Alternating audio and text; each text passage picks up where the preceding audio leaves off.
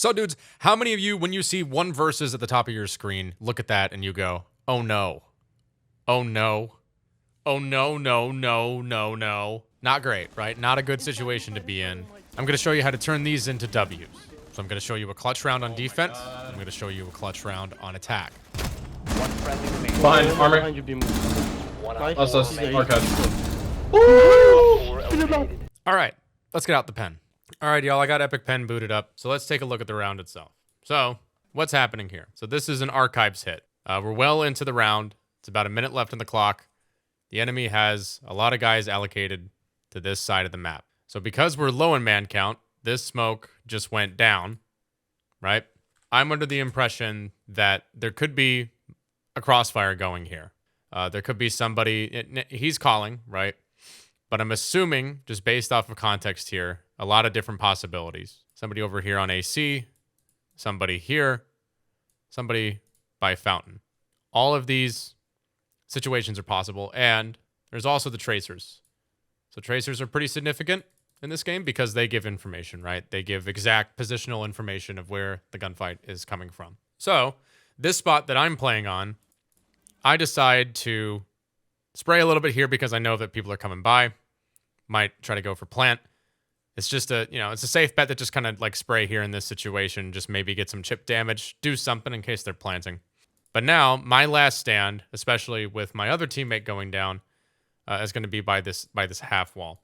Now, this is really good positioning, right? Because it conceals most of my body, right? It's only about like chest up. So it gives a smaller target and it allows me to peek off of, right? I can crouch behind it. I can go up again. I can go back behind cover. Quick peek off of this, right? There's lots of things, hard cover in a situation like this. Half walls are really powerful for defenders. So lucky spray here, but it's not so lucky, right? Somebody lit this Yana up. Good for me. Now I don't know. I don't think that I did chip damage to her. I think that she was way back over here in office side and then decided to swing. She's swinging on low HP. I have an MP5K and I still managed to take her out with maybe like one body shot. So that tells me that she got into a gunfight earlier and somebody did a lot of damage. But just on a side note, this is why you call low HP targets. Because somebody being low HP, right? If somebody is at full health, this is the only part of the target that is one shot. When they're low health, the entire target is one shot. Does that make sense? So that way I don't have to like mess with my crosshair placement as much. It makes it a lot easier on me. So all of that aside, we're not at the actual part of the round where it's clutched up. Okay, now we are. When you get into, as soon as you see this, you got to do one mental thing in the back of your head, okay? This is the first thing that you have to do. You have to make a mental map in your mind where exactly the enemies are. I know that you should be doing this already, right? Throughout the course of the round. But it's extremely important that you do it when you're in a low man count, when you're in a clutch situation. Because if the enemy is smart, what they're going to do is they're going to ensure a closure up of the round, especially if you're defending, right? Because the attackers have to leverage it against you, right? They have to push you. The smart thing for these guys to do in this situation is they're going to cut me off in a crossfire. That is the smart thing to do in this situation, okay? And the reason that you do this when you're in a high man count situation is because it is physically impossible for somebody to shoot two things at the same time, okay? I can't John Woo movie it, right? I can't go akimbo like this.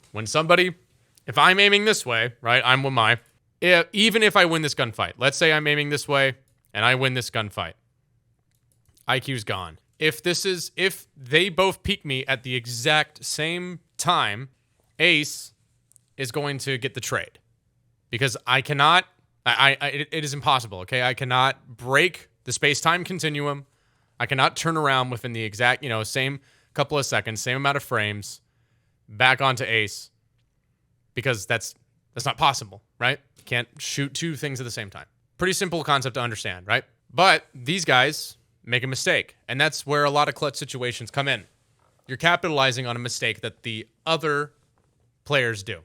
So I opened by describing it as a crossfire, but you can also describe this as a pinch.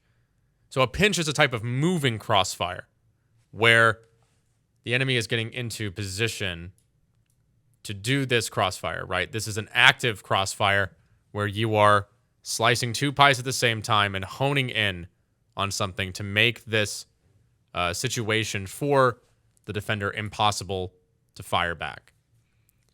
So think of it this way, right? When you are in a 1vx situation, when you're defending, you have to get a mental image in your head exactly, right, of where the enemies are. And I hear this sound cue to my right. I know that he has to be armory. He has to be armory because that's the sound that I just got. And the rest of the take has been consolidated to fountain. So geometrically speaking, there's only a couple of places that the gunfights can be fought from, right? They can get an angle on me from here in that situation. So I'm going to take cover behind the half wall. And I am going to anticipate a pinch. I'm going to anticipate the enemy posting up here, trying to aim at me, and the ace coming from armory to my right. So I crouch. I crouch so that my back is concealed, and then I wait for the swing because that is exactly what is going through the ace's mind. He's hearing the call out about me right now because I just took out the Yana, and the ace is probably gonna feel pretty cocky about winning that first engagement and try to follow this up because he expects the IQ to come up behind as well. But they're not taking into consideration that piece of cover when they swing. So I hold it at head level there. Actually, I didn't even get the headshot. So somebody else lit him up. Thank you, Dom Toretto, for lighting that guy up and helping me win that fight. Now, I'm in a 1vx. So I isolated the gunfights, right? I took out the scenario where this gunfire can render me dead, right? I took out the scenario that this is off the board, right? This is not a thing anymore because I'm concealed. I'm concealed behind cover. I don't have to worry about the IQ. The IQ is irrelevant. Don't even concern yourself with the IQ. Now, instead of this being a pinch, this is just a 1v1 fight. And they just win the 1v1 fight. That's all a clutch is. All a clutch situation is taking cover, putting yourself in positions where you take one 1v1 engage, another 1v1 engage, another 1v1 engage, how many that you need to do in order to win. That's it. So when you see the 1vx, remember, the first thing you need to do, I literally do this in my brain, right? I literally do this like I have a mental map in my head. I literally look at it like this. I literally have like a top-down view of the map in my head, and I just think, okay, where? Like literally Benedict Cumberbatch, Mind Palace, whatever you want to call it. I literally do this, right? Where exactly are they? I know ace is over here. I know IQ is over here. What is the easiest way to make sure that I am taking a 1v1 engage? Sit behind the half wall. Crouch behind the half wall. That's it. It is that easy. It is that easy. All you have to do, mental map. Where are they? That's it. So I just showed you how to do it in a defensive posture, right? When you're waiting for the gunfights to come to you, how do you take cover to isolate the ones? Now you're on attack, and what you have to do is you have to aggressively take multiple 1v1s. What do I mean by that? Well, let's watch. Oh. Down to one friend. Just gonna push. Oh, no way. Right, one in church. Blue rotate. There's head holes in blue. By the rotate. He's on the door though. That's him. Op 4 last Nice. operator Last one was standing. church. 15 seconds left. 10 seconds We remaining. can watch you down long hall. hole. Yeah. Diffuser Come on, hall, is door, active. right now, door. Protect at all costs. Yes! Gregor! Woo! All right, let's break it down. So, Malusi Wub, I know that they know I'm in dirt. One in moto. C4 rip. As soon as I hear a C4 rip, anytime you hear a C4 rip, if you're in a situation where you can't get really aggressive to fire at the guy who's throwing the C4, you have two options. You have to either run away or anticipate the C4. In this case, I don't think I have enough time to turn around in this situation because dirt. It's a shit show trying to run back. So I anticipate the C4 getting thrown. Right? I kind of move my crosshair just a little bit over to the left to make it easier for me in that situation.